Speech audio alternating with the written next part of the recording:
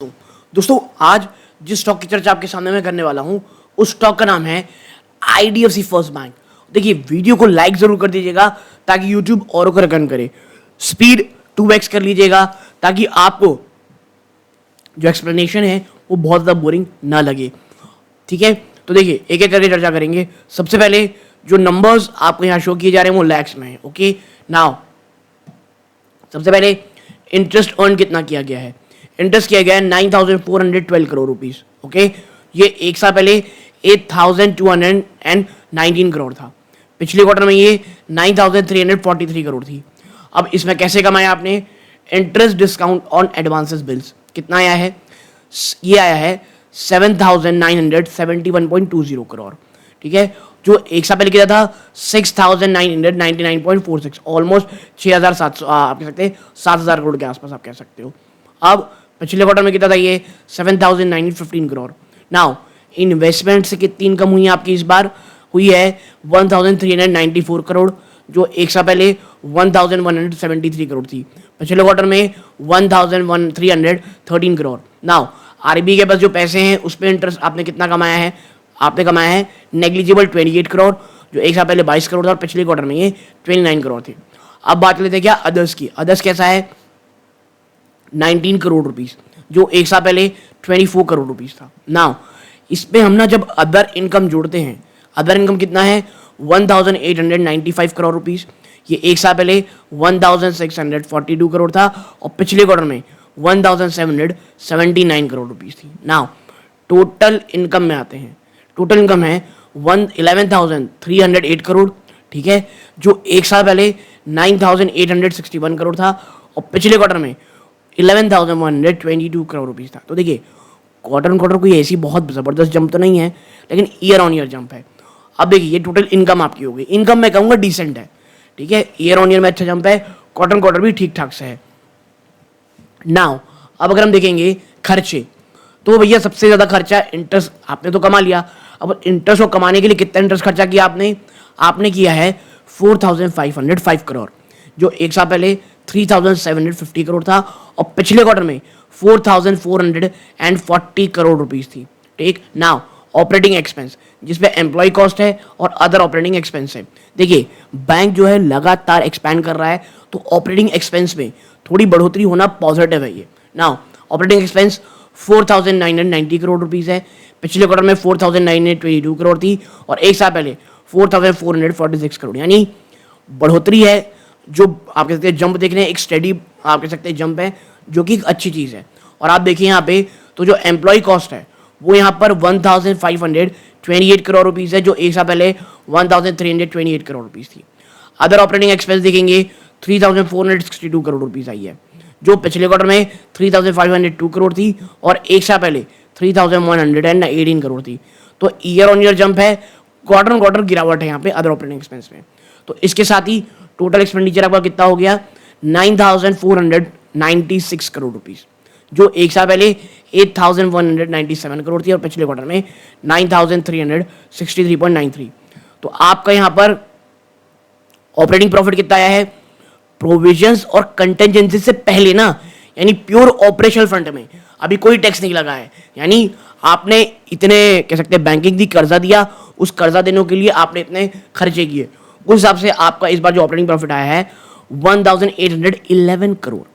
1,811 करोड़, जो एक साल पहले 1,663.91 करोड़ है, जो पिछले क्वार्टर में 1,758.94 करोड़ था। ठीक है, नाउ ये चीज़ें हो गई। अब बातें हैं क्या प्रोविजंस कैसे किए हैं आपने भाई साहब? तो देखिए 1,450 करोड़ का प्रोविजन है। 1,450 करोड़ रुपीस का प्रोविजन है, जो एक साल पहले 722 करोड़ था, पिछले क्वार्टर में 1,337 करोड़ था। यानी प्रोविजंस अभी तक आपने अभी भी बढ़ा रखे हैं, चाहे ईयर ऑन ईयर हो, क्वार्टर ऑन क्वार्टर बढ़ा रखे हैं आपने। और यही कारण है कि आपका ऑपरेटिंग एक्सपेंस जो है ना from ordinary activities before tax वो रह गया है मात्र 361 करोड़।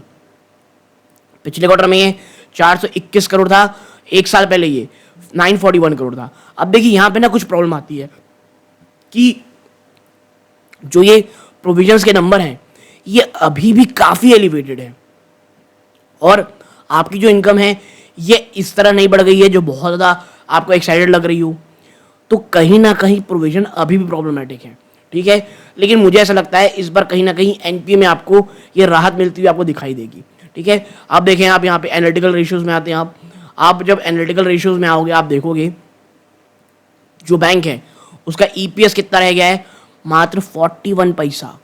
देखिए रियलिटी यही है at the end of the day, अभी जो ईपीएस है डाइल्यूटेड वो मात्र 41 पैसा है, जो पिछले क्वार्टर में कितनी थी, 46 पैसा थी, और एक साल पहले 1 रुपये के आप ऊपर थे।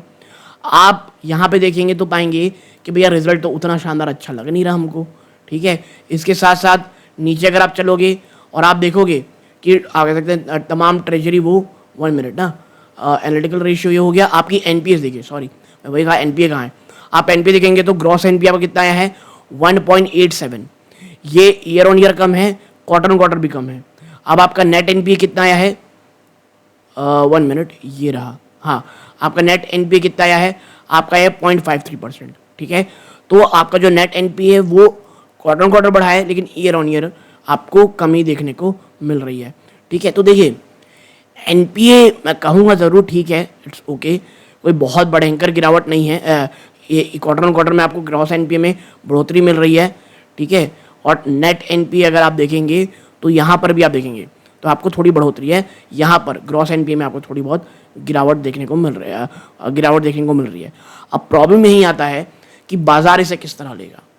ऑलरेडी काफ़ी ज़्यादा गिरावट हो चुकी है, जो बड़े बैंक से इस बार काफ़ी अच्छे नंबर दिखा रहे हैं, लेकिन क्या आईडीएफसी फर्स्ट बैंक को इस प्रकार के नंबर एक्साइट करेंगे निवेशकों को, ये कल देखना रहेगा। और अब जब हम इसको सेगमेंट वाइज चलते हैं तो आप यहाँ पाते हो ट्रेजरी 6,849.84 करोड़ है, ऑलमोस्ट 6,850 करोड़। एक साल पहले ये 4,800 करोड़ था, पिछले क्वार्टर में 6,592 करोड़ है। यानी ट्रेजरी से आप देखेंगे तो क्वार्टर ऑन क्वार्टर बढ़ोतरी है, ईयर ऑन ईयर बहुत ज़्यादा बढ़ोतरी है। होलसेल बैंकिंग तो ये 2,512 करोड़ रुपए रहा है, जो एक साल पहले 2,045 करोड़ था, और पिछले क्वार्टर में 2,327 करोड़। यानी आईडीएफसी फर्स्ट बैंक जो है ना, होलसेल बैंकिंग में भी धीरे धीरे बिजनेस को बढ़ा रहा है। बात करें रिटेल बैंकिंग की तो ये 1,200 आप करेंगे 12,181 करोड़ रुपीज़ है, जो पिछले क्वार्टर में 12,215 करोड़ थी, एक साल पहले ये 10,685 करोड़ था। नाउ ये तो आपकी होलसेल रिटेल हो गई।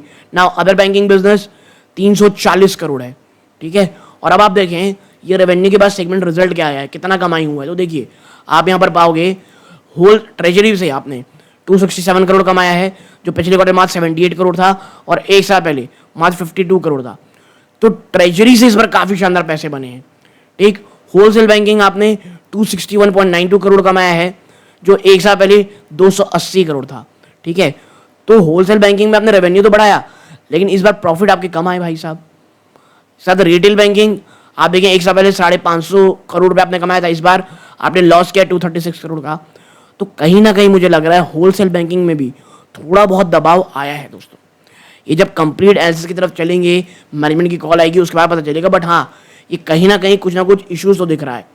अब वो निवेशक जो कहेंगे यार नंबर तो अच्छे लगते हैं, कि नंबर्स ठीक है अच्छे हैं, बट प्रोविजन मुझे अभी भी एलिवेटेड लग रहे हैं, ठीक है। लेकिन ऑलरेडी बहुत ज़्यादा स्टॉक क्रैश हो चुका है, तो ये एक पॉइंट वही हमको ध्यान में रखना है।